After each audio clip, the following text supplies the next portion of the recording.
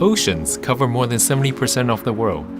They are home to thousands of species of animals, from the largest, the blue whale, to some of the smallest zooplankton. I'm Arthur Huang, an engineer and architect by profession and a National Geographic Explorer by passion.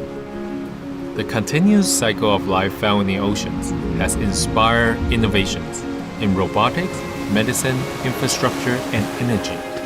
But while we have been mining the seas for inspiration and resources, the oceans have become dumping grounds.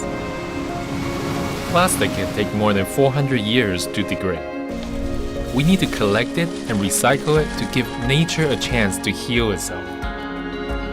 This community-level upcycling solution can recycle plastic disposables into well-designed, durable products in minutes.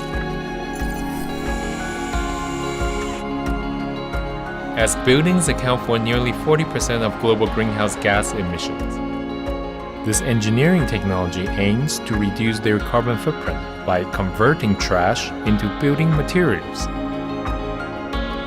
The EcoArt Exhibition Center in Taipei was constructed with 1.5 million recycled bottles.